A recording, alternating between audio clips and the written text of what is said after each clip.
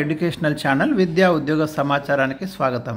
Current అఫైర్స్లో ముఖ్యమైన top 10 questions ఈరోజు ఈ వీడియోలో డిస్కస్ చేస్తాను. మీరు ఈ ఛానల్ని సబ్స్క్రైబ్ చేయండి, అప్డేట్స్ అన్నీ కూడా పొందండి. మీ కాంపిటేటివ్ ఎగ్జామ్స్కి ఎంతో ఉపయోగపడే మెటీరియల్ ఇది. అదేవిధంగా పీడిఎఫ్స్ కూడా మీకు వస్తాయి. మీరు వాట్సాప్ గ్రూప్లో జాయిన్ కండి. మీకు ఇక్కడ కామెంట్ సెక్షన్లో వాట్సాప్ గ్రూప్ లింక్ ప్రొవైడ్ చేయబడింది. సో ఇవాళ మొట్టమొదటి క్వశ్చన్, ఇటీవల ఎన్నికల సంఘం విడుదల చేసిన ఎలక్టోరల్ బాండ్స్కి సంబంధించి అత్యధికంగా ఏ సంస్థ ఎలక్టోరల్ బాండ్స్ని కొనుగోలు చేసింది అనే ప్రశ్న అయితే ఇవ్వడం జరిగింది.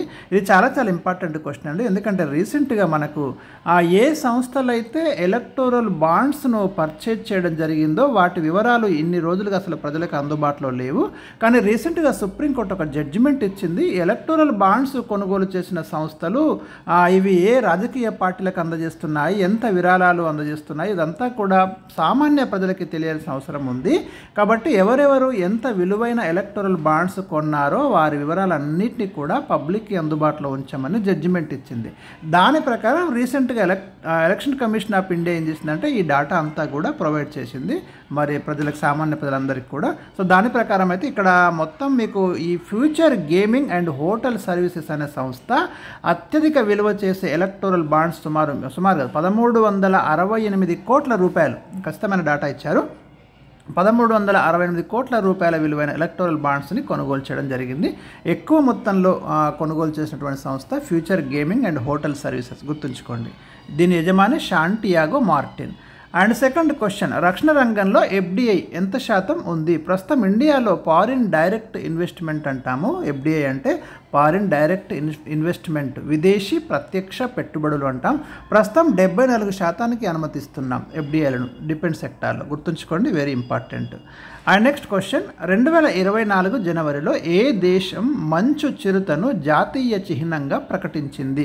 దీనికి ఆన్సర్ వచ్చేసి కిర్గిస్తాన్ అండి, వెరీ ఇంపార్టెంట్ ఇది. రీసెంట్గా మీకు ఏపీఎస్సి గ్రూప్ 2 ప్రిలిమ్స్ ఎగ్జామ్లో అక్కడ అడగడం జరిగింది, అందుకే ఈ క్వశ్చన్ కూడా ఇక్కడ తీసుకోవడం జరిగింది. అండ్ నెక్స్ట్ క్వశ్చన్, ప్రపంచ ఆధ్యాత్మిక మహోత్సవం ఇటీవల ఎక్కడ జరిగింది? ఇది రంగారెడ్డి జిల్లా కన్హా శాంతివనంలో రీసెంట్గా జరిగింది.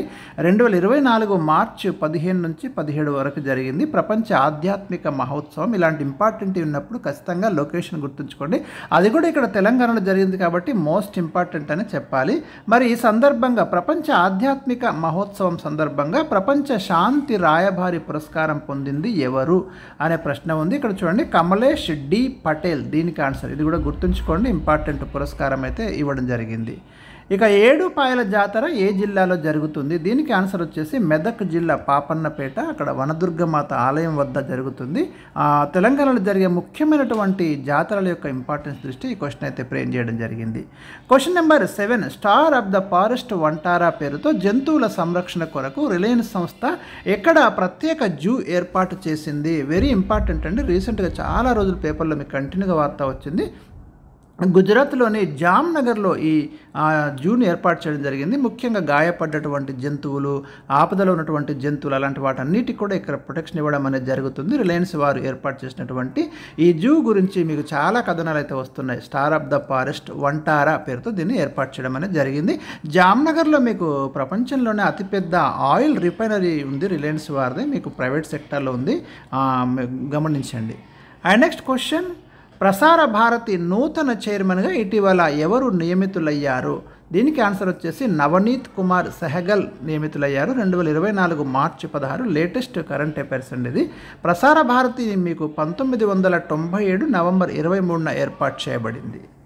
అండ్ నెక్స్ట్ క్వశ్చన్, 2024 జనవరిలో నామ్ 19వ సదస్సు ఎక్కడ జరిగింది? జనవరి 2024లో నామ్ అంటే నాన్ అలైన్డ్ మూమెంట్ అంటామండి. ఈ కూటమిలో మనకు ఈ గ్రూపులో మొత్తం 120 కంట్రీస్ అయితే ఉన్నాయి. ఇక్కడ మీరు గమనించండి. ఇది రీసెంట్గా ఎక్కడ జరిగింది అంటే ఆఫ్రికాలోని ఉగాండా రాజధాని కంపాలాలో జరిగిందండి.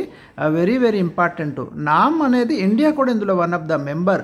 అంటే ఒకప్పుడు అమెరికా రష్యా ప్రచ్ఛన్న యుద్ధం జరుగుతున్న సందర్భంలో కొన్ని దేశాలు అమెరికా వైపుకి, కొన్ని దేశాలు రష్యా వైపుకి ఉన్నాయి.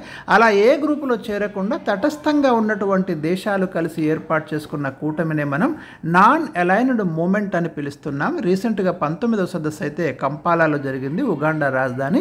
ఈ నామ్ అనేది 1961లో ఏర్పాటు చేయబడింది. ప్రజెంట్ 120 కంట్రీస్ ఇందులో మెంబర్స్గా ఉన్నాయి.